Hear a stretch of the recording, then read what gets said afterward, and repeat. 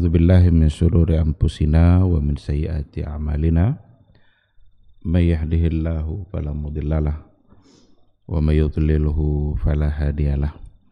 Asyhadu an la ilaha illallah wahdahu la syarikalah wa asyhadu anna Muhammadan abduhu wa rasuluhu la nabiyya ba'dah. Ikhwati fillah, ma'asyiral hadirin wal hadirat, kaum muslimin dan muslimat yang dimuliakan Allah. Kembali kita bersyukur kepada Allah Subhanahu wa taala.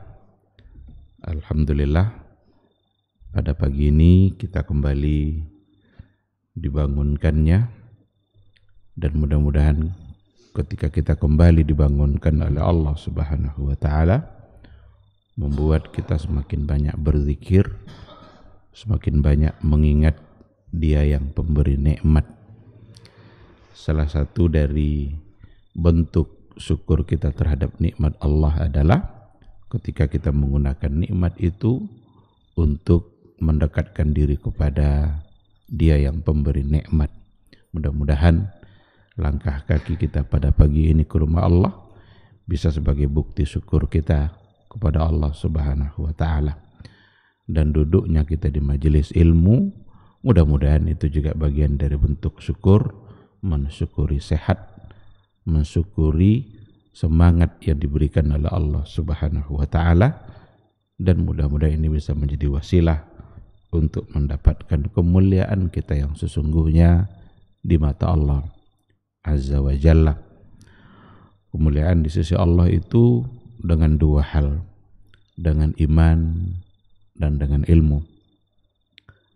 Ayatnya adalah yarfa'illahu allazina amanu minkum wallazina utul ilma darajat. Allah mengangkat derajat orang-orang yang beriman dan orang-orang yang mereka diberikan ilmu. Diberikan ilmu berarti ada yang memberikan, dan yang memberikan ilmu itu adalah Allah. Ilmu tidaklah kita dapatkan dengan semata-mata kecerdasan kita. Ilmu tidaklah kita dapatkan dengan semata-mata semangat untuk belajar, tapi ilmu didapat ketika Allah yang memberikannya. Itulah sebabnya Rasulullah sallallahu alaihi wasallam dalam doanya sering meminta tambah ilmu kepada Allah. Rabbi zidni ilman warzuqni fahma. Ya Allah, tambahlah ilmuku dan beri saya rezeki pemahaman dari ilmu yang diberikan. Diminta kepada Allah, dan pemahaman itu ternyata adalah rezeki.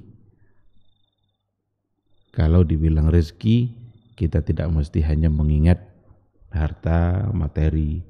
Ternyata pemahaman agama pun itu adalah bagian dari rezeki yang hanya diberikan oleh Allah Subhanahu wa ta'ala. Ikhwati fillah, sama-sama kita juga harus bersalawat dan salam untuk Rasul kita yang mulia Nabi Muhammad sallallahu alaihi wasallam. Allahumma salli ala Muhammad wa ala ali Muhammad. Mudah-mudahan kita semakin taat, kita semakin mencintai sunnahnya, kita semakin istiqamah insyaallah berada di atas garis yang telah disampaikan dan diajarkan oleh beliau sampai akhir hayat nanti. Mudah-mudahan nanti di hari mahsyar kita bisa mendapatkan buahnya, kita bisa mendapatkan kebaikan dari apa yang telah kita lakukan selama kita hidup di dunia.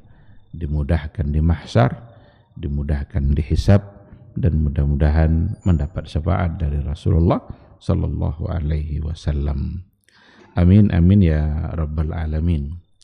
Ikhwati fillah, ma'asyiral hadirin wal hadirat, rahimani Allah wa iyyakum.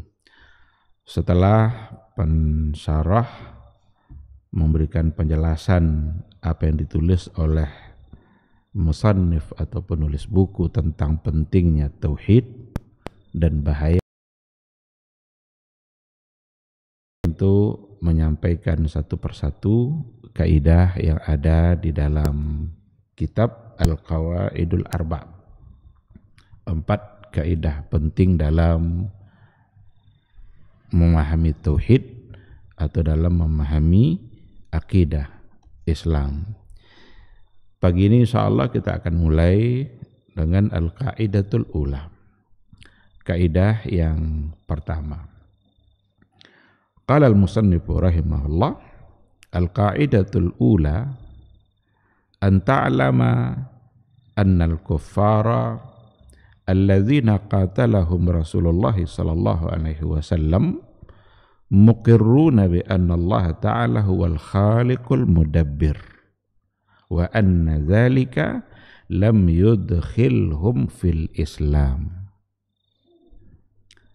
Kaidah yang pertama itu adalah bahwa sesungguhnya engkau tahu atau harus tahu annal kuffar allazi qatalahum Rasulullah, bahwa sesungguhnya orang-orang kafir yang diperangi oleh Rasulullah sallallahu alaihi wasallam muqirruna, mereka menetapkan, mereka meyakini bi anna Allah ta'ala huwal khaliqul mudabbir, bahwa sesungguhnya Allah subhanahu wa ta'ala dialah yang khaliq, dialah yang mudabbir, dialah yang mencipta, dia yang mengatur alam ini.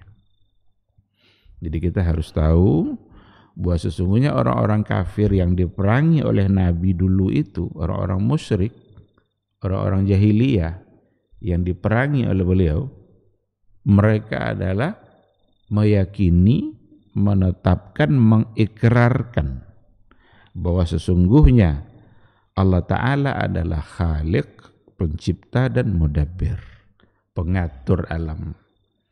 Wa anna dzalika lam yudkhilhum fil Islam, bahwa sesungguhnya yang demikian itu belumlah memasukkan mereka ke dalam Islam. Artinya mereka meyakini bahwa Allah sebagai khaliq, Allah sebagai mudabbir, itu belum membuat mereka disebut sebagai seorang yang muslim. Mereka belum Islam.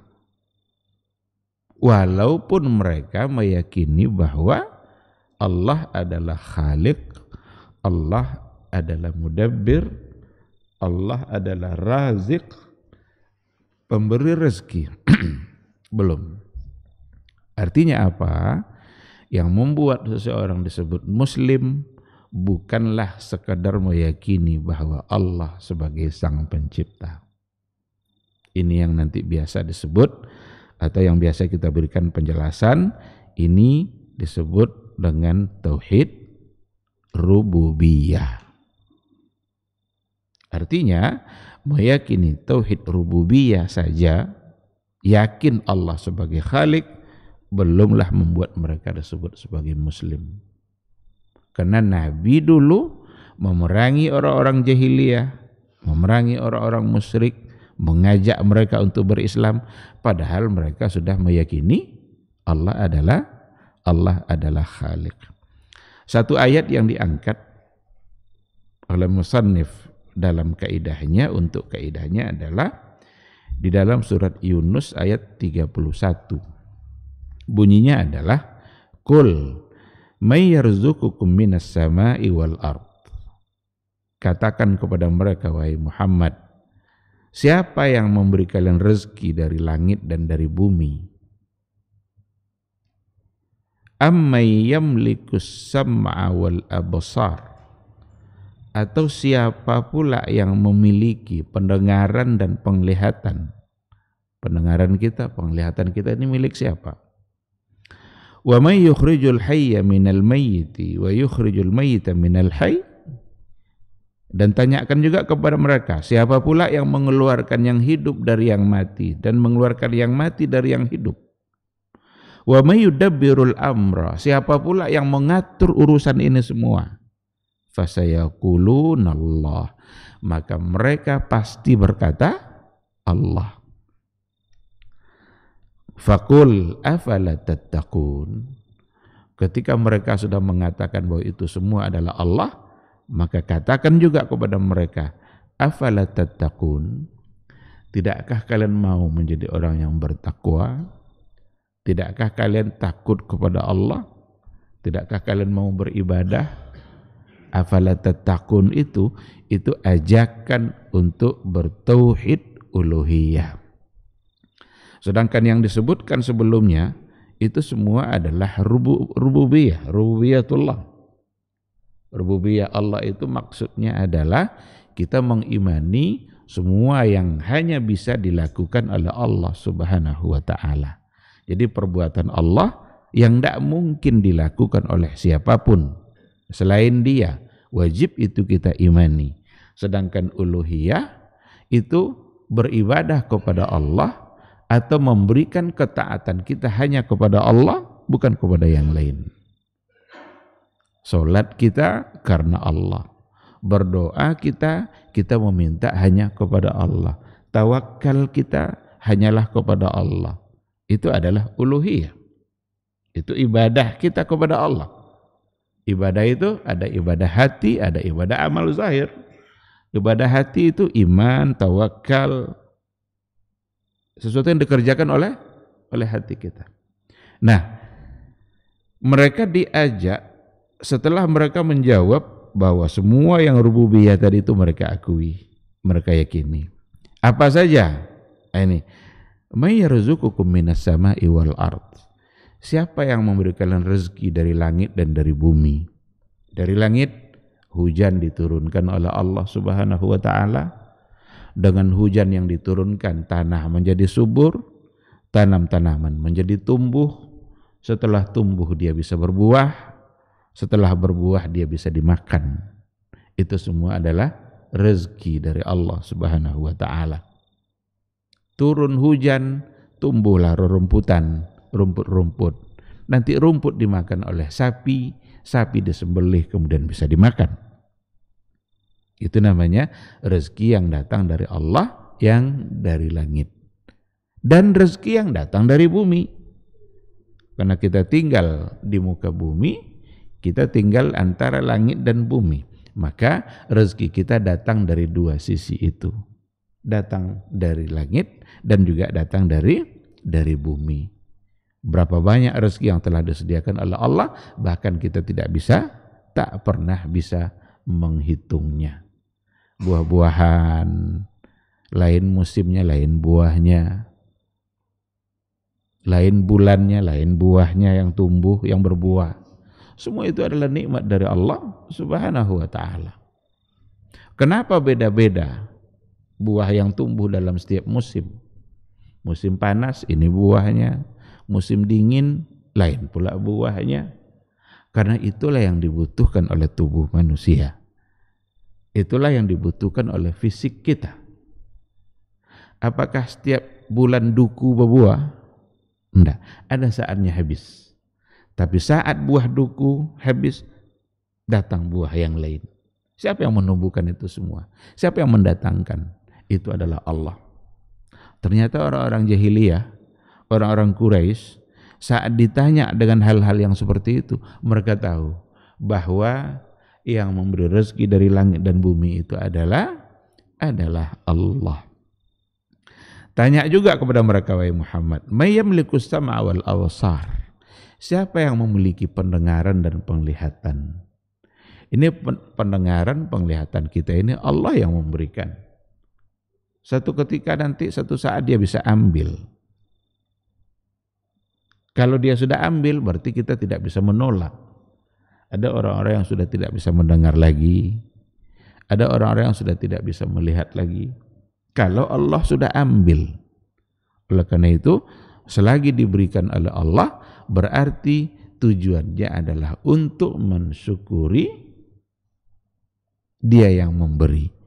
Maka gunakanlah mata, gunakanlah telinga untuk bersyukur kepada Allah dengan cara mendekatkan diri kita dengan menggunakan apa yang telah diberikan oleh Allah Subhanahu wa taala. Karena Dia yang memberikan. Ternyata orang-orang jahiliyah pun tahu kalau itu yang memberikan adalah Allah, yang memiliki adalah Allah Subhanahu wa taala. Lalu tanyakan lagi wahai Muhammad, wa may yukhrijul hayya minal mayyiti wa yukhrijul mayyita minal hayy. Siapa pula yang bisa mengeluarkan yang hidup dari yang mati dan yang mati dari yang hidup? Apa maksudnya ini? Mengeluarkan yang hidup dari yang mati. Ada sesuatu yang berasal dari yang mati kemudian dia menjadi hidup.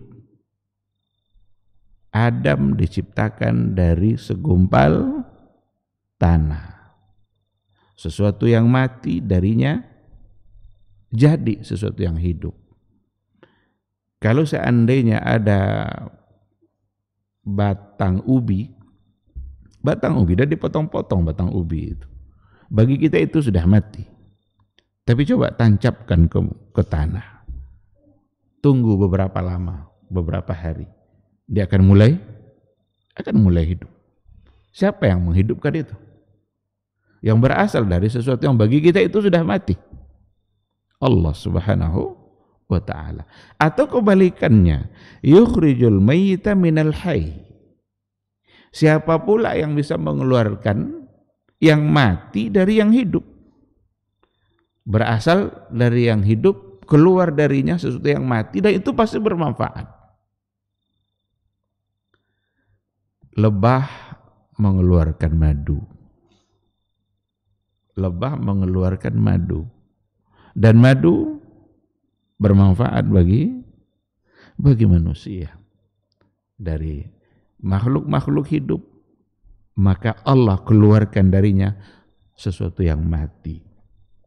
Kambing, onta, sapi, dia bisa mengeluarkan susu. Apakah susu datang begitu saja? Apakah muncul tiba-tiba begitu saja? Apakah kita mau mengembalikannya kepada hukum alam? Kalau sempat kita mengembalikannya kepada hukum alam, berarti lebih parah pula kita lagi dari orang-orang jahiliyah dulu. Karena mereka tahu kalau itu yang mengeluarkannya adalah Allah. Maka ada orang-orang ateis. Orang-orang ateis itu orang-orang tidak percaya dia kalau ada Allah yang melakukan berbagai hal. Dia mengira itu hanya sebagai hukum alam. Bahkan dia mengira bisa menghidupkan sesuatu dengan perbuatan dia. Karena dikiranya apa yang dia lakukan lalu tumbuh, itu dikiranya dia yang menghidupkan. Padahal kalaupun seandainya ada, karena kalau orang-orang ateis, kalau pekebun, petani, tukang kebun, itu dia mengira itu kena hukum alam. Ketika petani menanam, ya tumbuhlah dia. Jadi dia tidak membawa Allah dalam kejadian itu, dalam peristiwa itu. Tentu saja itu adalah satu keyakinan yang salah. Ada kemampuan mereka untuk melakukan hal yang seperti itu, tetapi hanya sebatas itu saja.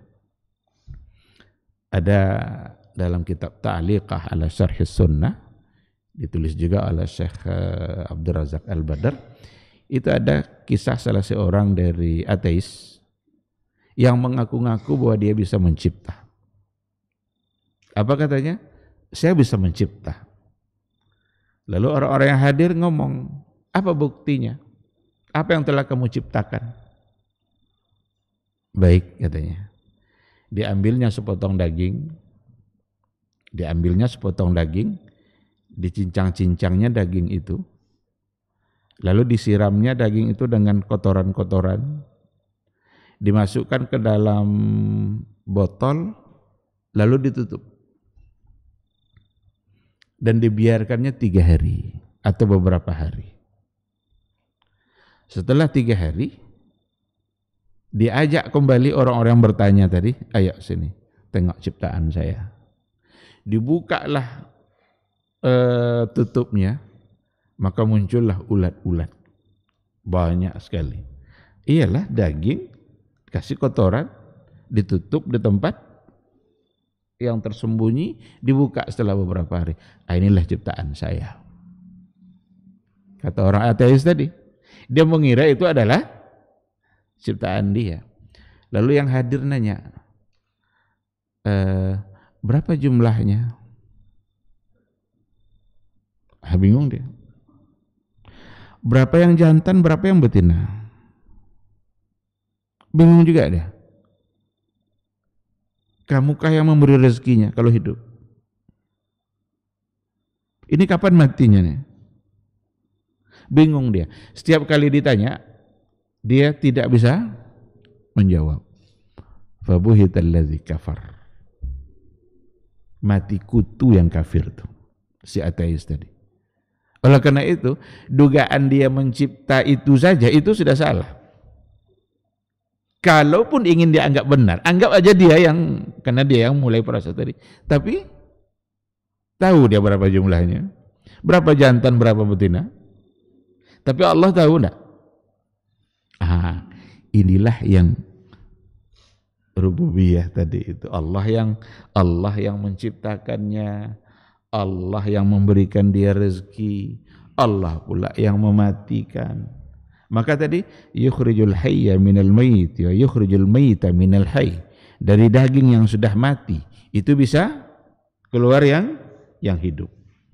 Keluarlah ulat-ulat yang tadi itu. Dari yang mati bisa keluar yang hidup. Ayat yang mengatakan, siapa yang melakukan itu? Ternyata orang-orang jahiliyah dulu, orang-orang kafir menjawab, dia tahu kalau pelakunya adalah Allah. Ini rububiyah. Jadi yukhrijul hayya minal maiti wa yukhrijul mayyita minal hayy. Dan yang terakhir ditanyakan, wa may yudabbirul amra. Siapa yang mudabbir? Siapa yang mengatur ini semua? Perkara ini urusan siapa ini? Untuk semua pertanyaan tadi mereka menjawab fasayaqulunallah. Mereka pasti akan menjawab Allah. Mereka akan menjawab Allah. Berarti ini adalah keyakinan tentang rububiyahnya Allah. Semua mereka jawab.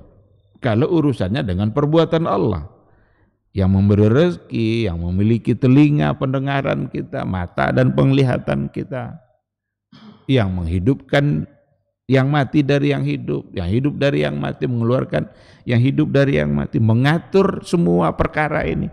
Ternyata mereka tahu adalah Allah. Tapi keyakinan seperti itu lam yudkhilhum fil Islam, belum memasukkan mereka ke dalam Islam. Belum mereka disebut sebagai muslim, meskipun mereka sudah yakin akan rububiyahnya Allah Subhanahu wa taala. Ketika mereka meyakini rububiyah itu, faqul, Allah meminta kepada Nabi Muhammad sallallahu alaihi wasallam, maka tanyakan juga kepada mereka, afala tattaqun? Tidakkah kalian mau bertakwa? Tidakkah kalian mau takut kepada Allah? Tidakkah kalian mau taat dan tunduk kepadanya? Karena kalau sudah persoalan takwa, itu bukan lagi persoalan rububiyah, tapi ini adalah persoalan uluhiyah. Persoalan uluhiyah, bagaimana semua bentuk ketaatan dan ketakwaan kita harus kita berikan kepada Allah Subhanahu wa ta'ala. Karena uluhiyah, keyakinan uluhiyah itulah yang membuat kita baru disebut sebagai seorang muslim.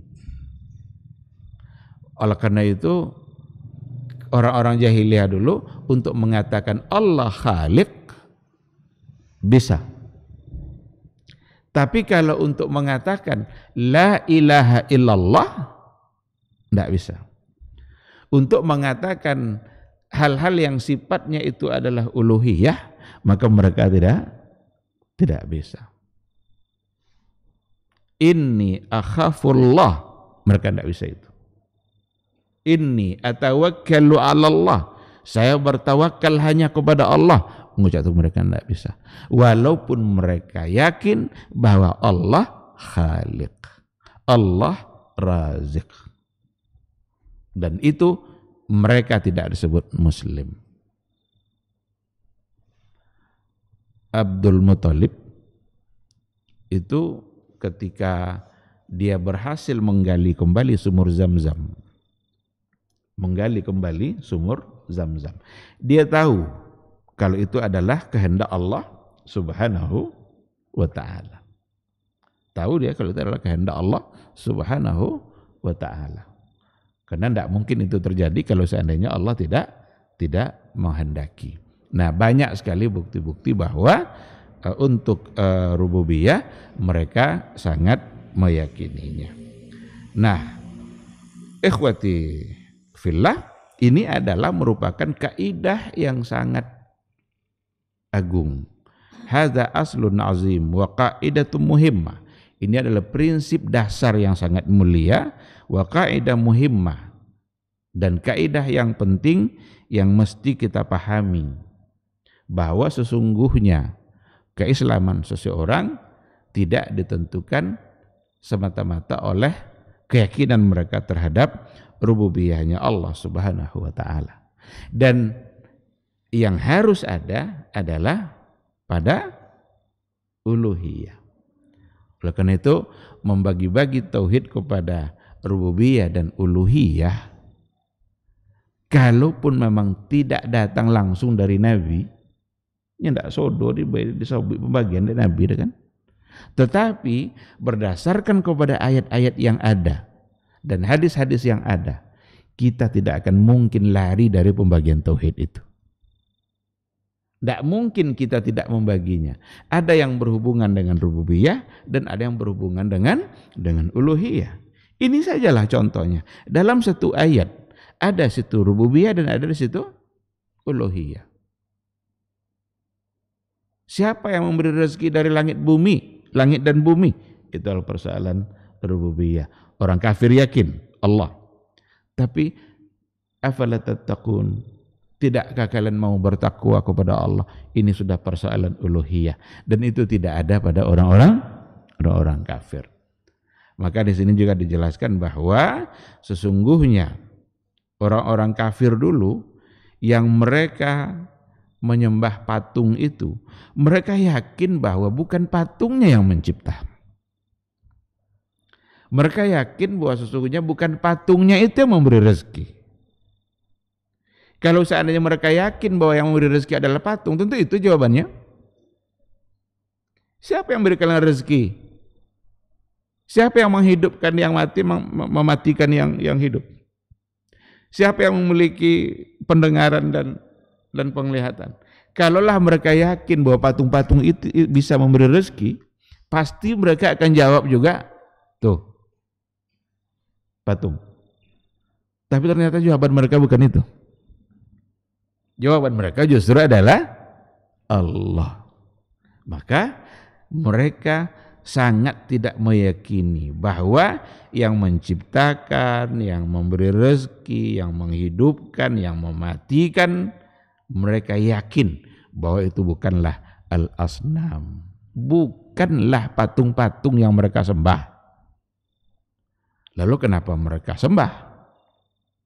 Kalau begitu, kenapa mereka sembah? Itu nanti ada pada kaidah kedua jawabannya. Nanti kita akan sampai kepada jawaban itu. Sudah yakin bukan patung itu yang memberikan mereka kehidupan. Karena Allah yang yuhyi wa yumit, yang menghidupkan, yang mematikan. Mereka datang ke patung-patung itu. Kenapa coba? Mana akalnya? Padahal sudah yakin bukan dia yang melakukan. Ini lagi-lagi hanya ada pada level rububiyahnya saja, tetapi untuk ketaatan mereka tidak mau memberikannya kepada Allah Subhanahu wa taala. Maka orang-orang jahiliyah dulu juga sering mengatakan, kami punya Tuhan 6 katanya. 5 di bumi, 1 di langit. Yang 1 di langit ini itulah yang mencipta, yang memberi rezeki. Dan dia bilang juga, Allah, Tuhan yang mencipta itu ada di langit. Tetapi yang 5 yang di bumi ini, itu yang mereka berikan ketaatannya. Dan disitulah kesalahan besar. Itulah yang membuat mereka menjadi tidak mungkin disebut sebagai seorang Muslim.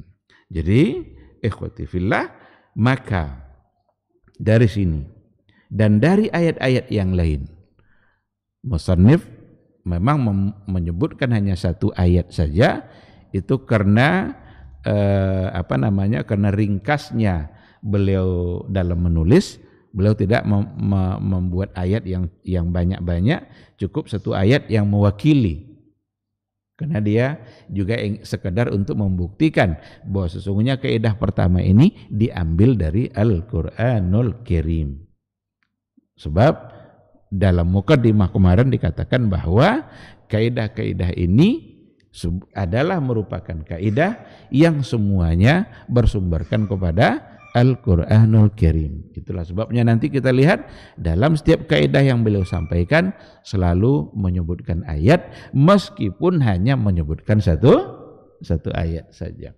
Tapi pensarahnya itu menyebutkan ayat-ayat yang lain yang mendukung, yang sejalan dengan apa yang disebutkan dengan yang pada bagian atas. Apa contohnya? Umpamanya dikatakan wa'budullaha wa la tusyriku bihi syai'a, dan sembahlah Allah saja wa la tusyriku bihi syai'a, dan jangan kalian syirikkan. Ini perintah untuk beruluhiyah. Tidak cukup hanya keyakinan pada rububiyah. Walaqad ba'atsna fi kulli ummatin rasula an i'budullah wajtanibut taghut. Kami sungguh telah mengutus pada setiap umat itu seorang rasul. Untuk apa gunanya? Untuk menyampaikan akidah. Apa itu? An i'budullah wajtanibut taghut. Sembahlah Allah saja dan jauhilah taghut. Kalau di atas tadi wala tusyriku bihi syai'a, jangan syirikkan dia. Ada ayat yang lain, qul ta'alau atlu ma harrama rabbukum alaikum alla tusyriku bihi syai'a. Katakanlah, ayo ta'alau, mari kita, sini kalian, saya bacakan kepada kalian ma harrama rabbukum alaikum, apa yang telah diharamkan oleh Rabb kalian untuk kalian. Berarti yang mengharamkan sesuatu siapa? Yang menghalalkan sesuatu? Allah. Allah yang mengatakan ini haram, Allah yang mengatakan ini halal.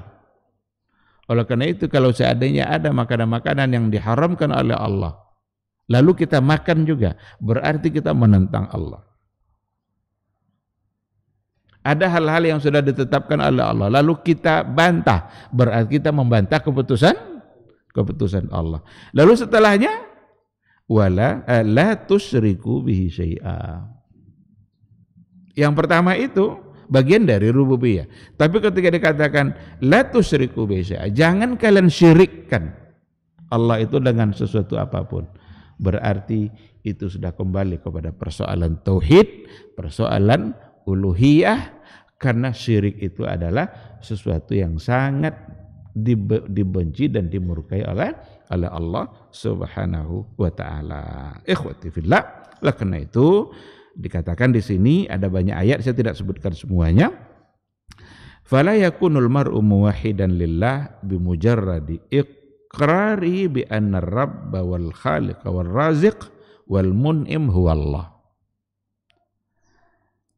Maka seseorang tidak akan disebut sebagai bertauhid kepada Allah belum dia bertauhid kepada Allah, bahkan belum muslim, kalau seandainya bimujarradi iqrarihi, semata-mata dengan mengikrarkan, meyakini, menetapkan bahwa sesungguhnya Rabb, Khalik, Razik, Mun'im, yang memberi nikmat huwallah, adalah Allah.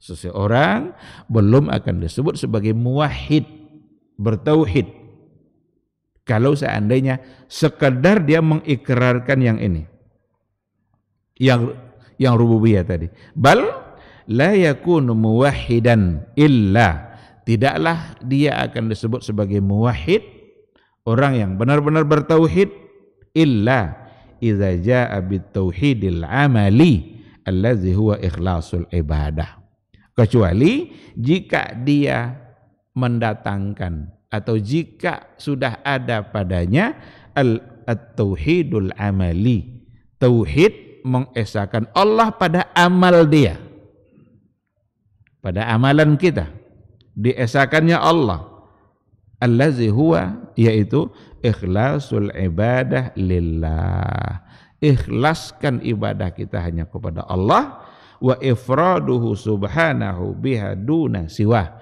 dan mengesahkan dia dalam semua bentuk ibadah kita duna siwah, dan tidak membawa-bawa selain Allah subhanahu wa ta'ala.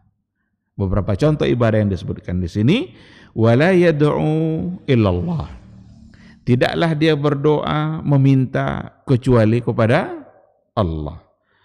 Wala yastaghitsu illa billah, dia tidak akan beristighasah, tidak akan dia minta tolong pada saat dia kesulitan, illa billah, kecuali hanya kepada Allah.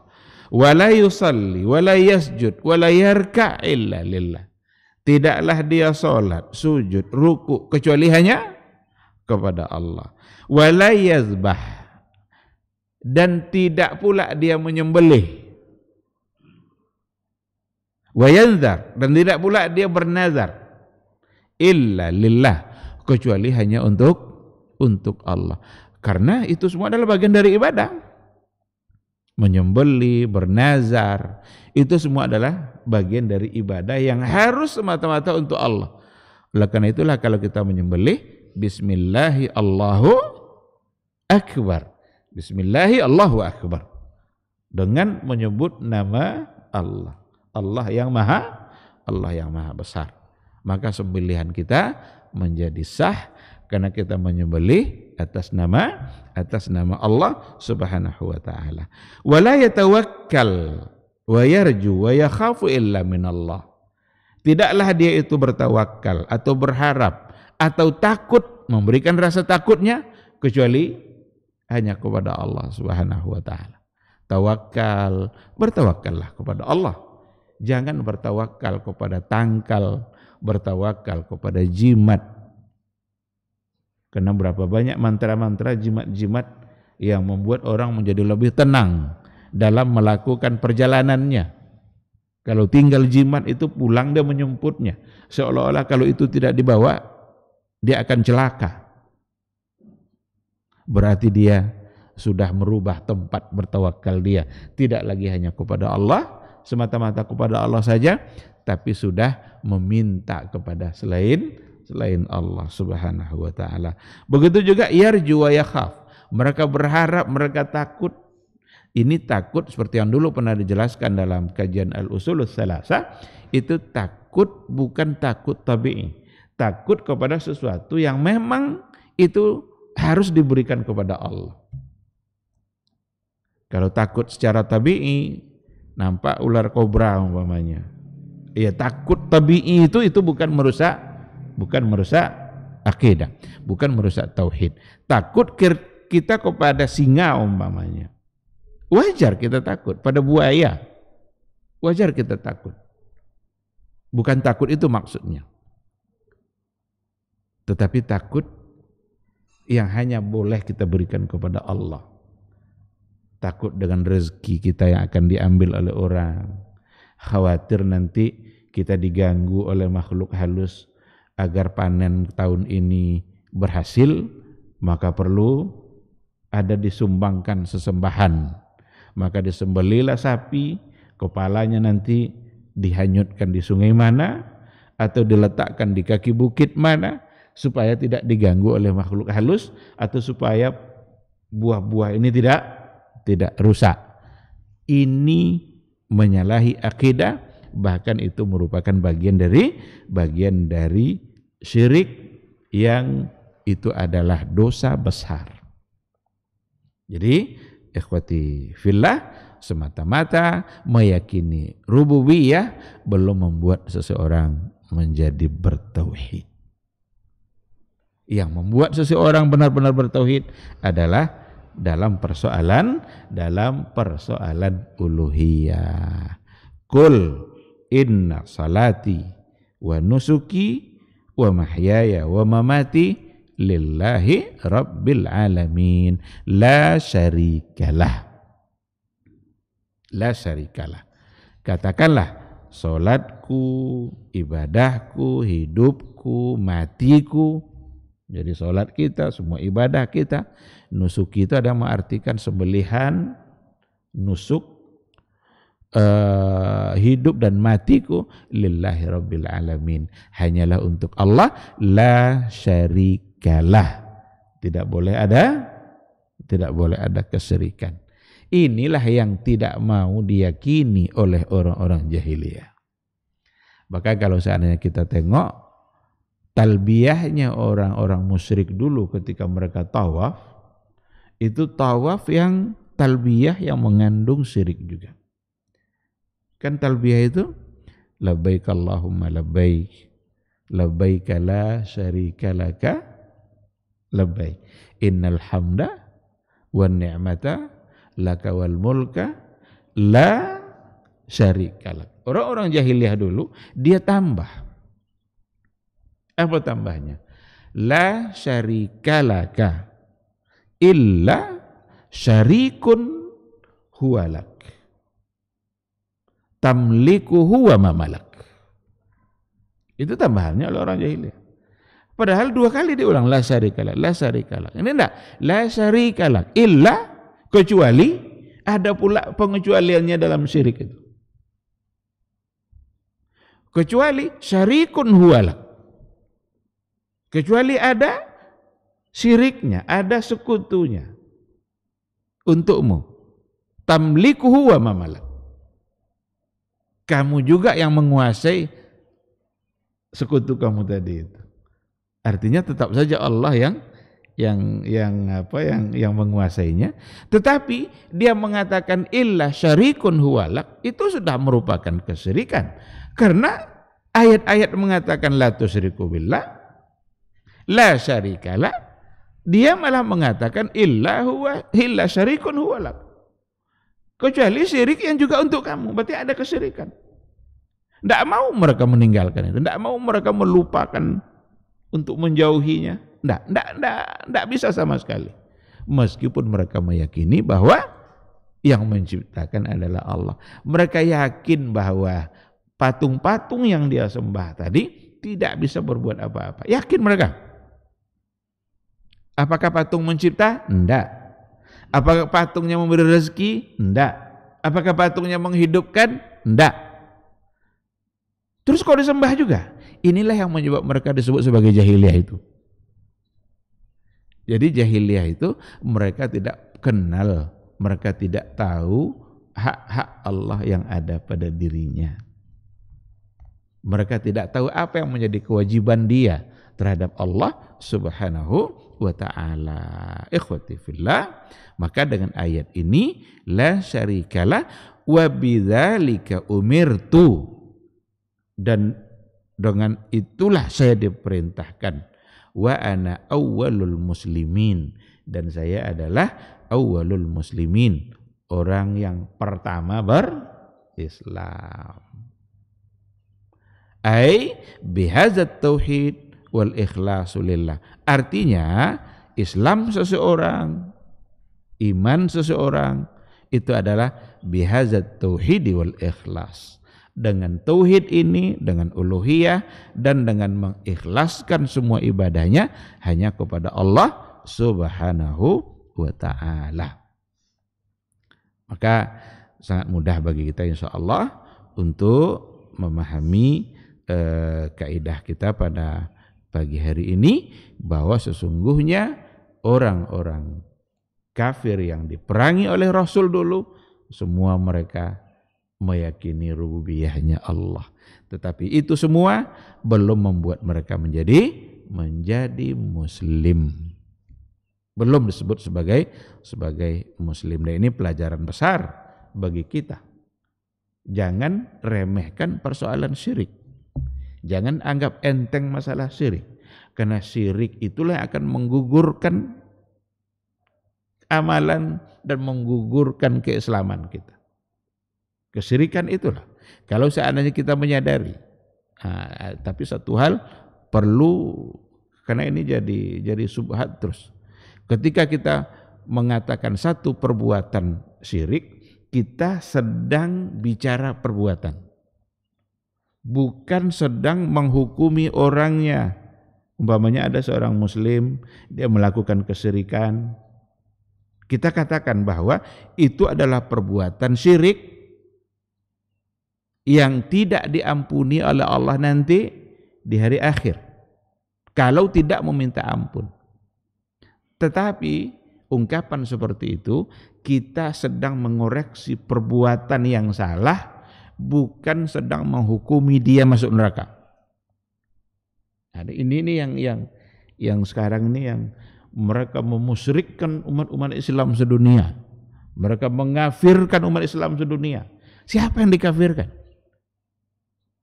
Orangnya itu mesti iqamatul hujjah. Mesti tegakkan dulu hujjah pada dirinya. Siapa tahu dia tidak pernah tahu dalam persoalan ini.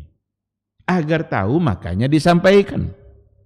Agar paham makanya ada yang memberitahukan. Ketika banyak orang yang tidak mau memberitahukan, maka mesti ada orang-orang yang memberitahukan bahwa itu adalah perbuatan yang salah. Berapa banyak orang yang sujud kepada kuburan para wali? Berapa banyak orang yang sujud pada kuburan? Merangkak itu, menjelang sampai ke kuburan itu. Itu untuk apa gunanya? Bukankah sujud hanya kepada Allah? Tidak usah dibawa-bawa alasan nanti dulu iblis sujud kepada Adam, tidak syirik dia. Kan banyak sebuahnya sekarang tuh kan. Dulu Yakub sujud kepada Yusuf. Udah selesai, itu urusan syariat mereka. Yang jelas dalam syariat Nabi kita yang mulia melarang untuk sujud kecuali hanya kepada Allah. Kalaulah boleh sujud kepada manusia, akan saya perintahkan istri sujud pada suami. Kalaulah boleh. Kalaulah boleh berarti tidak? Berarti tidak boleh. Itu aturan dalam syariat kita. Tidak usah membawa-bawa subuhat pada sujud-sujud yang lain.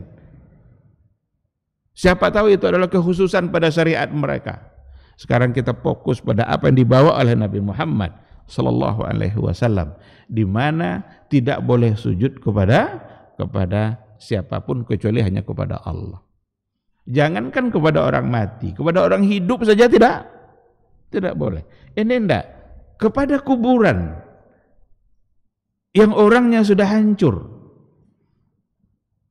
Dan itu adalah bagian dari kesalahan dalam berakidah. Sujud itu adalah ibadah, dan ibadah kita lillah, hanyalah untuk Allah subhanahu wa ta'ala.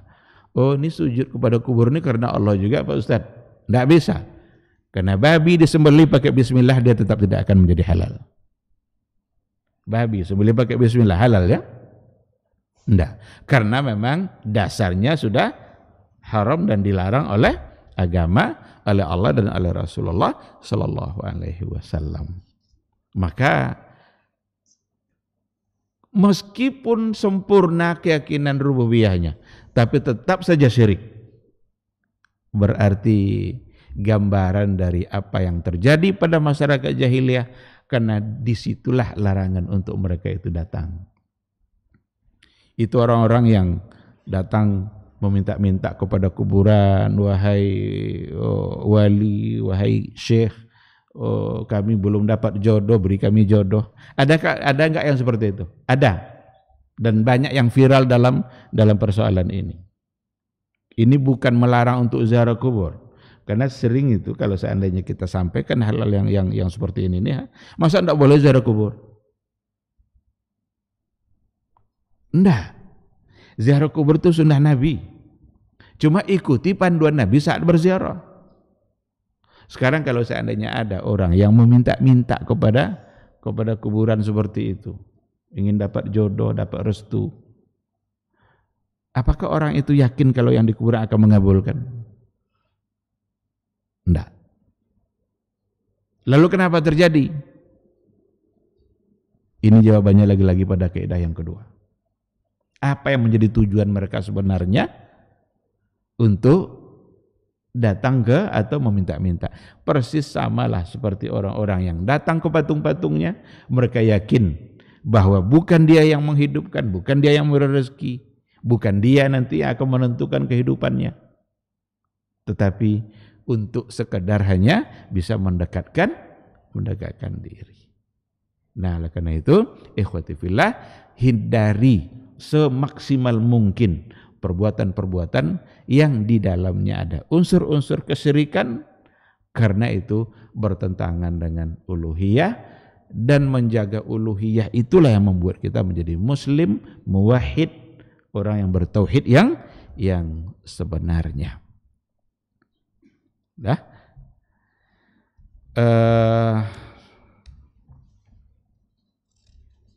Ada beberapa penjelasan, insyaallah kita sambung pada besok subuh, karena cukup panjang juga. Ayat yang tadi itu diberikan juga penjelasannya oleh pensyarah, dan sekira untuk subuh ini kita cukupkan sampai di sini. Intinya bahwa sesungguhnya meyakini rububiyah saja belum membuat seseorang menjadi muslim. Orang-orang musyrik dulu tetap saja musyrik. Orang-orang jahiliyah dulu tetap saja jahiliyah, tetap saja diperangi oleh Nabi, meskipun mereka yakin bahwa Allah adalah pencipta. Kapan seseorang itu akan disebut sebagai muslim yang sebenarnya, menjadi muslim, muwahhid? Ketika mereka meyakini uluhiyah, ketika mereka memberikan ketaatannya hanya kepada Allah, ketika mereka bertawakal hanya kepada Allah. Seandainya mereka berikan hal-hal yang harusnya kepada Allah diberikan pada yang lain, berarti itu syirik. Berdoa yang mengabulkan hanyalah Allah. Berdoa hanya boleh meminta kepada Allah. Sekarang dia minta pada pohon-pohon besar. Mereka minta pada jin-jin, makhluk-makhluk gaib. Mereka minta pada para dukun dengan mantra-mantranya. Berarti itu bagian dari kesyirikan. Mudah-mudahan kita selalu dijaga oleh Allah dari semua bentuk perbuatan syirik. Sekira sampai di sini. Kalau ada pertanyaan, silakan. Nah, tafadhol.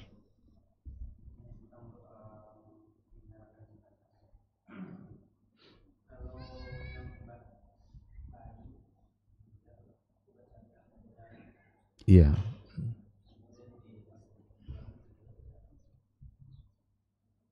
Iya. Doa untuk bayi itu bukan Allah maghfir lahu, karena bayi belum berdosa. Si ibu je lah doakan Allah maghfir lahu, Allah. Padahal yang berdosa awak berdoa ni. Yang disolatkan dia tidak berdosa. Tapi kalau dia sudah mukallaf, sudah ada pembebanan hukum, maka doanya Allahumma ighfir lahu. Sebab kesalahan-kesalahan sudah mulai banyak, bahkan tidak terhitung lagi, maka perlu untuk didoakan. Ini juga pelajaran sebenarnya. Semua yang sudah mati itu memerlukan dan membutuhkan doa dari kita. Siapa saja. Walaupun kiai, walaupun habib, walaupun syekh. Apa kiai tidak ada dosanya? Apa habib tidak ada dosanya? Asal dia sudah mati, dia memerlukan doa. Bukan kita yang datang ke kuburannya minta didoakan. Maka solat jenazah itu menggambarkan bahwa yang mati itu memerlukan doa. Sekarang matilah orang besar, syekh, alim kabir. Tidak itu doanya, tidak Allah maghfir lahu doanya. Sama kan? Ya Allah, ampuni dia. Nah, logika itu harus dipertahankan. Ada saja dia di hadapan kita, masih ada dia sudah mati, tapi di hadapan dia, di hadapan kita dia, tetap saja doanya Allahumma ighfir lahu. Apalagi kalau sudah ratusan tahun pula matinya dalam kubur itu, entah sudah hancur dia. Sekarang kuburannya dikunjungi bukan untuk tujuan ziarah, tapi tujuan-tujuan yang di dalamnya ada kesyirikan. Maka kalau sudah mukallaf, maka doanya dia agar diampuni oleh Allah. Tapi kalau saatnya dia masih kecil, doa dikembalikan kepada orang tuanya. Maka di antara doanya, Allahumma ja'alhu faratan wa'tibaran wa syafi'an. Ada beberapa doa itu, wa afrigh sabra ala qulubihima wa thaqqil mawazinahuma. Beratkanlah timbangan orang tuanya. Limpahkanlah kesabaran ke dalam hati kedua orang tuanya. Jadikanlah bayi ini sebagai tabungan bagi orang tuanya, sebagai pemberi syafaat, sebagai iktibar. Itu semua doa untuk orang tua.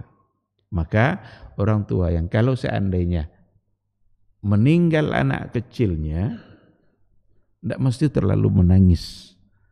Karena itu nanti justru akan menjadi kebahagiaan dia nanti di hari mahsyar kelak. Allah jadikan itu sebagai tabungan, sebagai pemberi syafaat, sebagai iktibar. Dan doa kita untuk orang tuanya, berikan kesabaran, beratkan timbangan orang tuanya. Nah, jadi memang berbeda kita ketika menyolatkan orang-orang yang sudah mukallaf dengan anak-anak kecil yang memang belum ada pembebanan hukum, karena mereka belum tercatat sebagai pelaku dosa. Wallahu a'lam.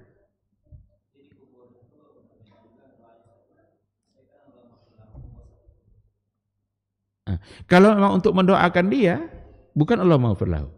Tapi ketika kita ikut mendoakan kita semua yang lain, umpamanya, maka ada pula nanti doa, ada yang khusus untuk dia, tapi ada yang untuk sama-sama, untuk bersama-sama. Kalau di kuburannya, ya kita juga tidak tidak mendoakan seperti yang lain, karena dia sendiri statusnya orang yang memang belum tercatat sebagai berdosa. Dia masih berada dalam fitrahnya. Kullu mauludin yuladu alal fitrah. Semua anak yang dilahirkan lahir dalam keadaan suci. Nah, kalau dia masih kecil berarti belum berubah kesuciannya itu. Wallahu a'lam. Ada lagi? Ya.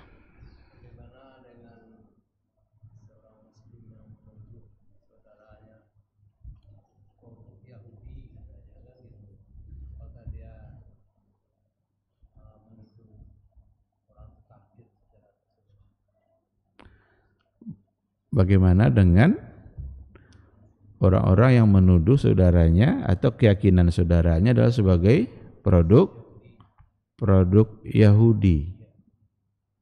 Produk Yahudi. Lalu apakah dia berarti menghukumkan kafir? Ini barangkali ya orang-orang yang tidak mengerti. Ini hanya datang dari orang-orang yang tidak paham dengan masalah yang sebenarnya. Apa memang akidah Yahudi seperti itu? Apakah meyakini bahwa yang kita taati hanyalah Allah itu keyakinan Yahudi? Mau Yahudi taat sama Allah? Taat Yahudi? Kan bahwa sesungguhnya kita mesti meyakini rububiyah, uluhiyah. Uluhiyah itu ketaatan kita yang harus semata-mata kita berikan kepada Allah Subhanahu wa taala. Rububiyah meyakini semua perbuatan yang hanya bisa dilakukan oleh Allah, kita wajib meyakininya, yang lain tak akan mampu bisa memberikan. Yang memberi kita nyawa siapa? Allah. Yang mematikan, yang memberikan kita musibah siapa? Allah. Itu bagian dari rububiyah. Apakah meyakini seperti itu? Itu adalah keyakinan Yahudi. Maka banyak kadang tuduhan-tuduhan datang dari lisan-lisan yang dia sendiri tidak mengerti. Dia sendiri tidak mengerti. Kalaupun ada keyakinan-keyakinan dulu seperti itu, ya orang jahiliyah aja yakin dia kok Allah di langit tuh. Kan 6 katanya Tuhan tadi kan. 1 di langit. 5 di bumi. Yang 1 itu siapa? Allah. Berarti yakin dia di langit. Berarti mereka aja yakin, masa kamu enggak? Kan gitu jadi. Jadi bukan berarti menyamakan, enggak. Orang-orang dulu saja yang kafir-kafir itu yakin dia. Masa kamu tidak yakin? Kan seharusnya larinya ke situ. Bukan berarti menuduh orang-orang yang sekarang kan kalau dibahas ayat Ar-Rahmanu 'alal 'arsy istawa. Ini keyakinan Yahudi. Padahal Al-Qur'an yang mengatakan seperti itu. Keyakinan bahwa Allah punya wajah, itu keyakinan Yahudi. Al-Qur'an yang bilang. Besok insya Allah kita mulai dari ayat itu. Karena penjelasan setelahnya itu ada ayat laqad uhiya ilaika. Itu besok insya Allah. Ayat-ayat yang di dalamnya mengisbatkan sifat-sifat Allah yang berhubungan dengan zatnya. Karena sifat Allah itu ada yang sifat yang berhubungan dengan perbuatan Allah, ada nanti yang berhubungan dengan zat, dan itu semua wajib kita yakini sesuai dengan apa yang ada di dalam Al-Qur'anul Karim. Kalau memang itu sebagai keyakinan orang Yahudi aja yakin, masa kamu enggak? Yahudi yang enggak percaya sama Al-Qur'an ini yakin dia, masa kamu enggak? Siapa yang lebih parah itu? Nah, jadi menuduh-nuduh seperti tadi itu tuduhan yang tidak benar, tuduhan yang tidak tepat. Kita hanya mencoba untuk mengembalikannya kepada Al-Qur'anul Karim, bagaimana Allah menceritakan dirinya dalam Al-Qur'an, itulah yang harus kita terima. Jangan menolaknya. Dan apa pula yang diceritakan oleh Rasulnya dalam hadisnya, itu pula yang kita yakini. Kenapa demikian? Karena Rasul itu utusan resmi dia. Itu utusan resminya. Itulah yang harus kita percaya. Apapun pesan yang disampaikannya pasti sah. Karena dia yang minta disampaikan. Allah yang mengutus dia untuk menyampaikan pesan itu. Maka dalam bertauhid, dalam berakidah, tidak ada cara lain selain daripada ambil dari Al-Quran, ambil dari sunnah. Jangan ambil dari ahli-ahli yang teori-teorinya diambil dari ilmu filsafat Yunani dulu. Setiap yang berada di atas mesti membutuhkan yang di bawah. Memang pisang goreng dalam piring, kalau dibuang piringnya, pisangnya jatuh, gitu. Ini berakidah tidak sama dan meyakini Allah di aras, tidak sama meyakini pisang goreng dalam piring. Maka muncul pertanyaan pula bagi yang menolak itu. Kalau begitu, mana yang besar, Allah apa aras? Ini yang pisang goreng dalam piring tadi. Mana yang lebih besar, piring apa pisang goreng? Tidak sama, tidak begitu ceritanya. Yang bilang Allah di atas aras siapa? Allah dia. Yang mencari-cari tahu seperti apa? Pernah Nabi? Enggak. Enggak pernah Nabi menjelaskan. Sahabat pun enggak bertanya, tapi mereka paham. Apa bukti paham? Mereka enggak nanya. Karena sahabat itu kalau ada satu aja yang mereka enggak paham, langsung datang ke Nabi. Langsung itu. Kalau ada yang mereka enggak paham tentang agama nih, enggak mungkin mereka mendiamkan. Langsung tanya sama Nabi, ya Rasulullah, ini kemana ini? Dan banyak contohnya. Datanglah perintah untuk memperbanyak selawat kepada Nabi. Ya ayyuhallazina amanu sallu alaihi. Langsung mereka nanya, ya Rasulullah, gimana caranya kami bisa berselawat? Berarti mereka belum paham kan? Tahu dia diperintahkan berselawat, cuma caranya belum tahu. Maka mereka datang, ya Rasulullah, gimana caranya kami bisa berselawat sama kamu? Sebut ini, Allahumma salli ala Muhammad wa ala ali Muhammad. Karena mereka tidak tahu. Nah sekarang turun ayat, Ar-Rahmanu 'alal 'arsy istawa. Allah berada di atas aras. Adakah mereka nanya-nanya, ya Rasulullah, mana yang lebih besar aras daripada Allah? Ada?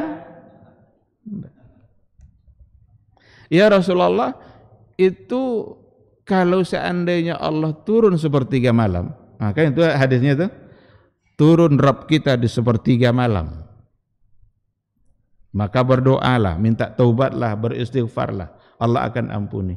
Ada mereka nanya, ya Rasulullah, kalau turun itu sepertiga malam, mana itu ya Rasulullah? Ini sepertiga malam kita nih, atau sepertiga malam sama, atau sepertiga malam mana? Ada? Enggak. Kalau Allah turun, apakah aras kosong ya Allah? Ada? Enggak. Orang-orang yang menanyakan itu adalah orang-orang yang sedang menyerupakan Allah dengan diri dia. Dikiranya duduk di kursi, turun kosong kursinya. Nabi hanya menyampaikan yanzilu rabbuna ila sama'id dunya. Rabb kita turun ke langit dunia. Untuk apa? Untuk menunggu-nunggu siapa di antara kalian yang berdoa di sepertiga malam terakhir itu. Ada yang mentawil-takwilkan, tidak mungkin Allah itu.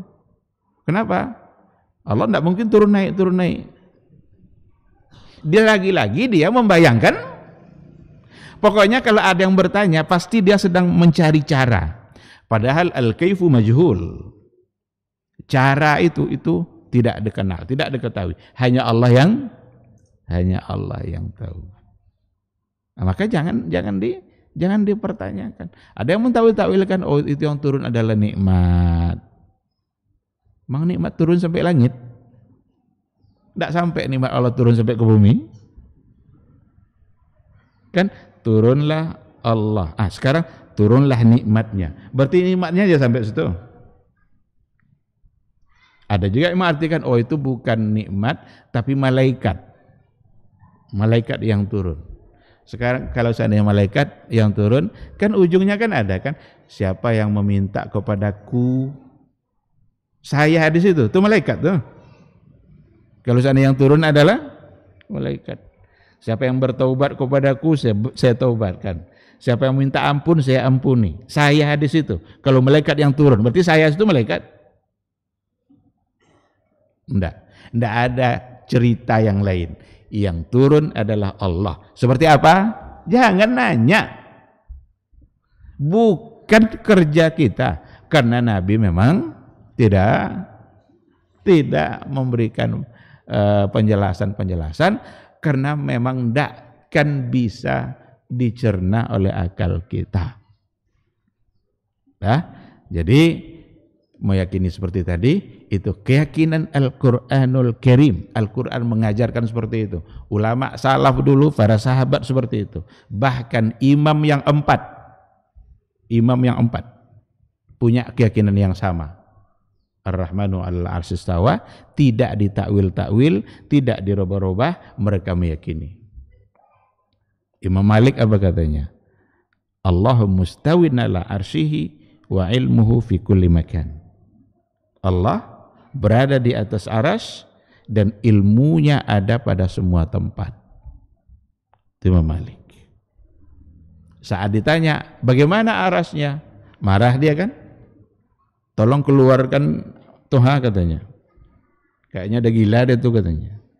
Karena tidak pernah ada orang yang nanya seperti itu. Jawabannya ketika ditanya, istiwa itu maklum, itu diketahui. Ada pula mengatakan itu diketahui, itu bukan diketahui artinya, tapi diketahui kalau ada dalam Quran. Masa cuma Imam Malik bilang maklum hanya untuk diketahui dalam Quran? Ulama dulu kalau melafazkan satu kata itu lafaz yang penuh makna. Tidak sembarangan ulama dulu ngomong. Setiap kata dia itu kalau ditafsirkan oleh ulama berikutnya itu panjang. Jadi sekarang ketika Imam Malik bilang al-istiwa ma'lum. Istiwa itu diketahui. Apakah maksudnya diketahui ada dalam Quran? Dungu kali saya kira itu kalau itu artinya. Tapi diketahui artinya, maksudnya, caranya seperti apa itu yang majhul. Itu yang tidak diketahui. Ya, jadi itu bukan keyakinan orang Yahudi. Andaikan pun dulu Yahudi yakin, masa Yahudi aja yakin kamu tidak meyakininya. Sementara ada dalam Quran kamu, ada dalam ayat-ayat yang sering kamu baca. Nah, karena itu jangan ditolak tapi diterima, sekaligus jangan pula diserupakan atau disamakan. Gitu. Wallahu a'lam. Insyaallah besok ini ayat berhubungan dengan berbagai hal yang harus kita yakini yang sering memang diperdebatkan. Padahal bukan untuk diperdebatkan tapi untuk diyakini. Wallahu a'lam. Baik, kalau tidak ada pertanyaan lagi saya kira kita cukupkan sampai di sini. Mudah-mudahan majelis kita memberikan manfaat dan ada faedah yang bisa kita terima untuk mengokohkan keyakinan kita. Yang benar itu semata-mata bimbingan dari Allah, dan kalau ada yang salah mohon dimaafkan karena itu adalah kebodohan saya, dan semoga Allah juga mengampuninya. Subhanakallahumma bihamdika asyhadu an la ilaha illa anta astaghfiruka wa atubu ilaik. Wassalamualaikum warahmatullahi wabarakatuh.